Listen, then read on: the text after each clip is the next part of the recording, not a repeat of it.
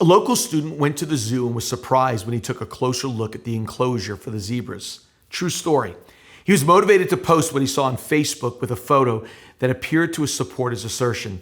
The two zebras at the Cairo International Garden Municipal Park were nothing more, get this now, than literally painted donkeys with black stripes painted on them.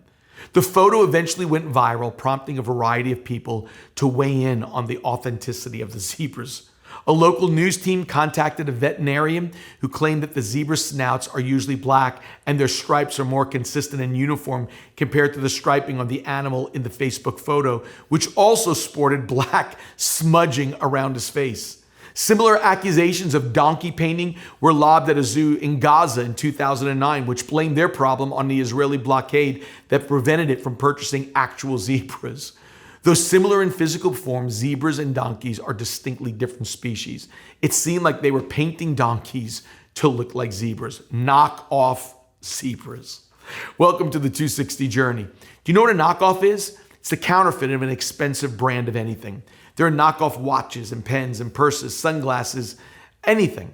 They have the same markings, the same logo, and the same colors, but it's the cheap version of a designer piece. You buy them on the street instead of in a store. A knockoff Rolex is about $15. A knockoff Mont Blanc pen is about $10. A knockoff Coach purse is about $20. Where these items will sell for hundreds and thousands, the knockoff has the same outward markings but lacks the craftsmanship. Knockoffs are exposed by time and use. If it's real, it lasts. If it's real, it can endure. If it's real, you'll know it because it doesn't diminish, though it faces harsh circumstances. And Peter's about to say something significant about the real thing.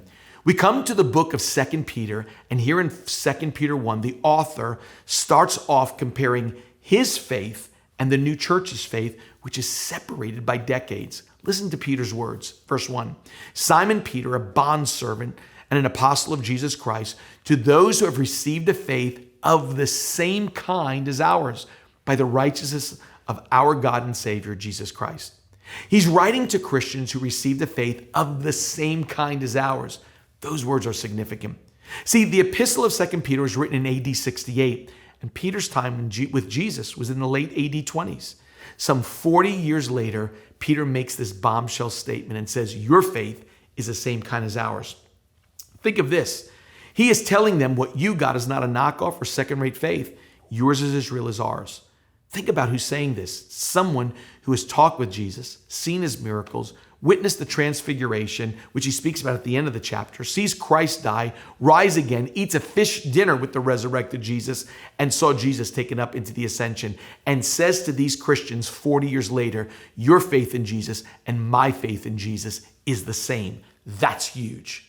When I was going to Baylor University, I didn't have a lot of spending money. In fact, my father used to send me $75 a month that had to last me for 30 days before I checked the dorm mailboxes for the next check in the mail. I remember all of those students walking around campuses with a Ralph Lauren polo shirt, and I had none of them. The problem was I didn't have $32 to buy one. And then one day I saw a guy selling knockoff polos on a corner street in Waco, Texas. I thought, now I get to be like everyone else for $5. Yes, $5 per shirt. I failed to mention that the rider of the horse and the horse itself were slightly detached, but that's beside the point. I bought a purple $5 knockoff polo to look like everyone else, but here was the problem. Remember what I said, when it's real, it lasts. When it's real, time is not an enemy, but it's a revealer. I wore my polo one day and then I washed it. It went from a large to a 2T. The wash shrunk it. Why? It wasn't the same kind as the other students. Peter was telling these Christians that you have a faith the same kind as ours. It can go through hard times like denial. Peter knows about that. Sacred and cowardly times. Peter knows about that, and still come out the same. Hard times, harsh circumstances, persecution, tribulation will not take away their faith. And if anyone should know, it's Peter. Peter knows it's the same kind because these Christians are going through the persecutions of Nero. They're faced with death if people found out that they were Christians, and yet their faith stays intact. Why? It's the same kind of faith. 2,000 years later, the faith that you and I have in Jesus Christ is the same as the Apostle Peter's in the first century. Time doesn't shrink it, change it. It just reveals it to be real. We have a real faith that can and has stood the test of time. No knockoffs. We have the real thing because we have a real Jesus, as real today as it was for the Apostle Peter. We don't have to paint donkeys. We got the real zebra. We got real faith. Thanks for joining the 260 Journey.